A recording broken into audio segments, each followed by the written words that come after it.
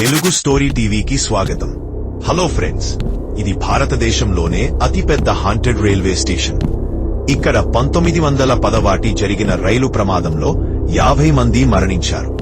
కాబట్టి రాత్రిపూట ఈ స్టేషన్ కి ఎవరూ రారు, పగటిపూట వేలాది మందిని చూడవచ్చు. మీరు రైలులో ప్రయాణించవచ్చు, కానీ రాత్రిపూట ఒక్క వ్యక్తి కూడా రాడు, ఎందుకంటే రాత్రిపూట దయ్యం తిరుగుతుందనే భయం ప్రజల్లో ఉంది. ఇక్కడ ఇది చాలా భయానకంగా ఉంది. రాత్రి 12 గంటలకు నేను మీకు దీన్ని ప్రత్యక్షంగా చూపించడానికి ఇక్కడకు వచ్చాను, ఎందుకంటే నేను ఒక పురాణాన్ని నేను మీకు నిరూపించడానికి వచ్చాను. వావ్, అక్కడ చూడండి, ఆ ప్రదేశం ఇది చాలా భిన్నంగా ఉంది. అక్కడికి వెళ్ళబోతున్నాం. అది ఎవరు అని ఆలోచిస్తున్నారా? సరే సరే, నేను మీకు చెప్తాను. మరణించిన ఒక మహిళ కాదు కాదు అది ఒక దయ్యమ గురించి. వావ్, అక్కడ చూడండి, ఆ ప్రదేశం ఇది చాలా భిన్నంగా ఉంది. అక్కడికి వెళ్దాం. వావ్, అందమైనది. స్వర్గంలా ఎంత అందంగా ఉందో చూసారా? ఈ ప్రదేశంలో 40 సంవత్సరాల క్రితం 50 మంది చనిపోయారు. ఈ ప్రదేశంలో మాత్రమే లైటు వెలుగుతోంది. ఇక్కడ మాత్రమే మనం 12 గంటలకు దెయ్యాన్ని కలవబోతున్నాం. గడియారం చూసారా? రాత్రి 11 గంటలు అయ్యింది. ఇంకా కొద్దిసేపటికే ఇక్కడ మనం రాత్రి 12 గంటలకు దెయ్యాన్ని కలవబోతున్నాం. భోజనం చేసి సెల్ఫీ తీసుకుంటాం. ఎవరైనా సెల్ఫీ తీసుకోవాలనుకుంటే వ్యాఖ్యలలో చెప్పడం మర్చిపోయొద్దు. అప్పుడే మీలో ఎంతమంది ఫోటో తీయడానికి ఇష్టపడ్డారో నాకు తెలుస్తుంది. సరే సరే, 12 గంటల వరకు ఇంకా గంట సమయం ఉంది. అప్పటి వరకు ఈ స్టేషన్ మొత్తం చూద్దాం. మనిషి దెయ్యం నిద్రపోతున్నా మనం దానిని మేల్కొలిపివేస్తాం. అందరూ దెయ్యం ఆ చీకటిలోనే ఉందని అంటారు, కాబట్టి అక్కడికి కూడా వెళ్లి చూద్దాం. మనిషి, మనకు వెలుగు అవసరం లేదు, మనం వెళ్లి ఆ చీకటిలో దెయ్యాన్ని కనుగొంటాం. హలో ఫ్రెండ్స్, సమయం 12 గంటలు దాటుతుండగా నాలో ఒక రకమైన ఆందోళన మరియు భయం అనిపిస్తుంది. ఫ్రెండ్స్, ఈ ప్రదేశంలో భయంకరమైన, చెప్పలేని అతీంద్రియమైన ఏదో ఉందని నాకు నిజంగా అనిపిస్తుంది. ఫ్రెండ్స్, మేము మా పొలంలో దిగాము. దేవుడు మనల్ని ఏదైనా సమస్య నుండి కాపాడుగాక.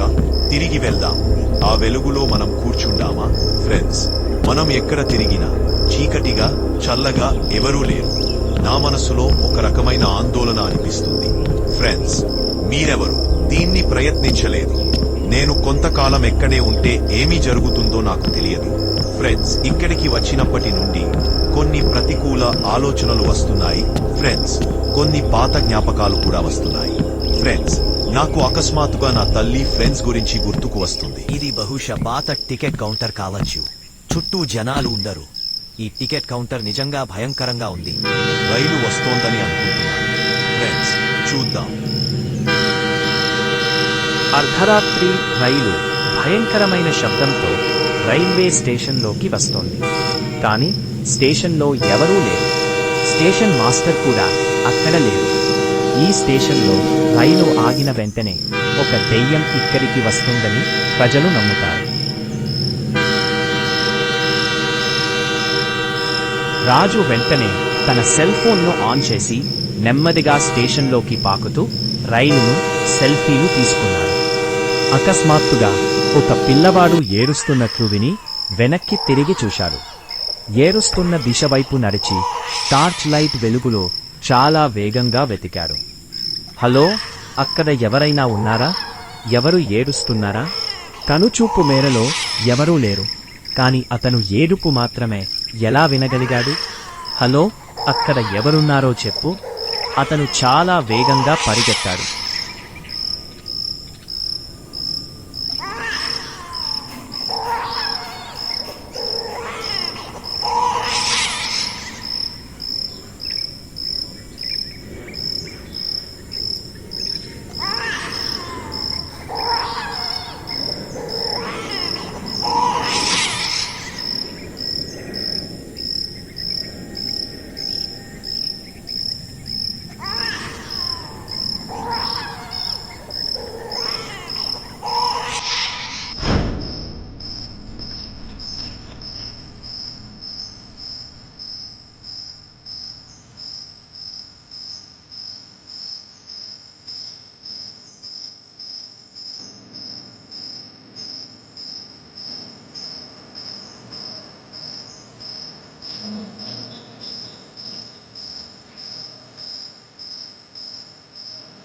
ఎవరో తనను అనుసరిస్తున్నట్లు అతనికి అనిపించింది. కాబట్టి అతను ఆశ్చర్యంగా త్వరగా వెనక్కి తిరిగి చూశాడు, కానీ ఎవరూ లేరు.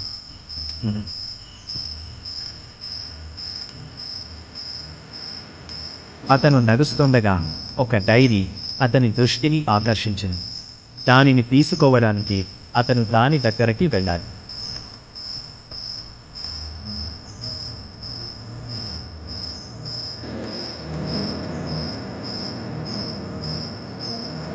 డైరీ చాలా కొత్తగా ఉండటం చూసి అతను ఆశ్చర్యపోయాడు. అతను చుట్టూ చూశాడు, ఎవరూ లేరు. కాబట్టి అతను డైరీని తీసుకుని చదివాడు. అందులో, రాజు, ఇది నీ చివరి రోజు. దాన్ని చదివిన తర్వాత రైల్వే స్టేషన్ కదిలేంత.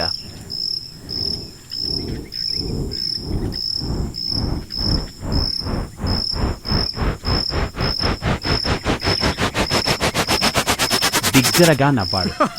అకస్మాత్తుగా అతని ఫోన్లో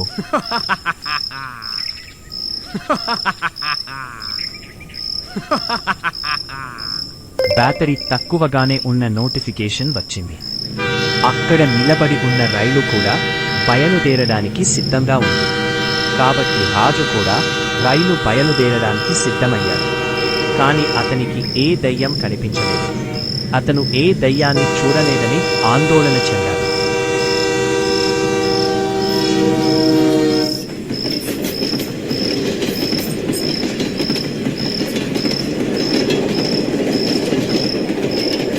మరియు అతను రైలు ఎక్కగానే అతనికి షాక్ ఎదురు చూసింది.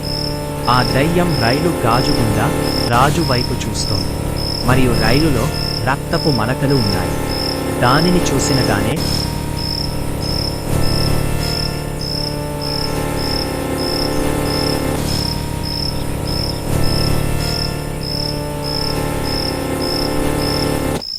అతను భయంతో రైలులోని తదుపరి కంపార్ట్మెంట్కి వెళ్ళాడు. దానిలో చనిపోయిన స్టేషన్ మాస్టర్ల చిత్రాలు మరియు పాత డైరీ ఉన్నాయి. రాజు భయంతో దానిని చదువుతున్నాడు. దానిని చదివిన తర్వాత రాజు రాత్రిపూట ఇక్కడికి వచ్చే దయ్యం బిడ్డ అని మరియు దానిలో అతని ఫోటో ఉందని చూసి అతను షాక్ అయ్యాడు. దానిని చూసిన తర్వాత అతను భయంతో వణుకుతున్నాడు.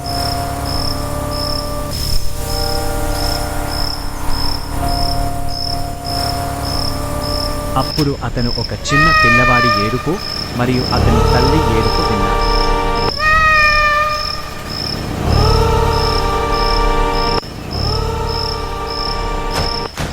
దయ్యం కూడా రైలు ఎక్కింది.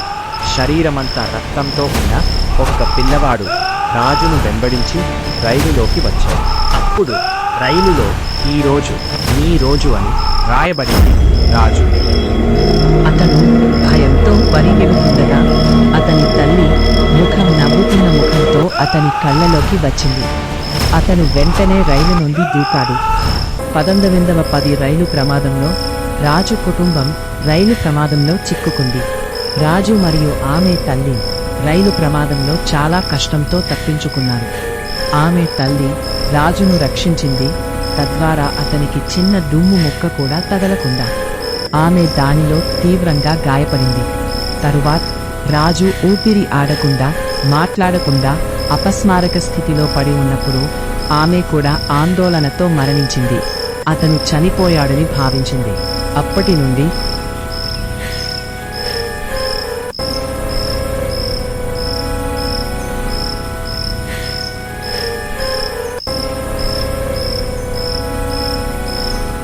ఆమె తన కొడుకు రాజును చూడటానికి ప్రతిరోజు దెయ్యంలా తిరుగుతుంది.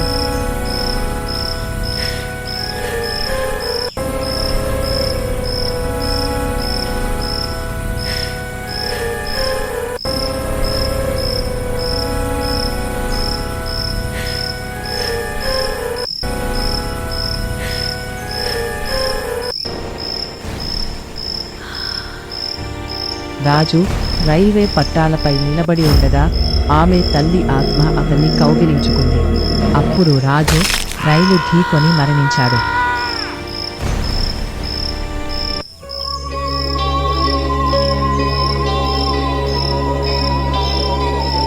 అప్పుడు అతని మృతదేహాన్ని చూసిన తరువాత అతని ఆత్మ ఏడ్చింది.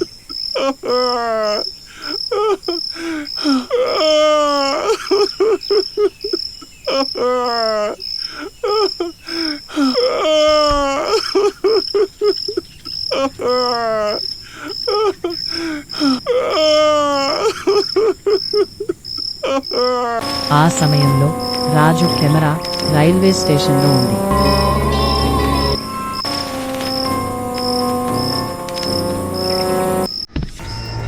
దానిని పరిశీలించడానికి పోలీసులు కెమెరాను చూశారు. అప్పుడు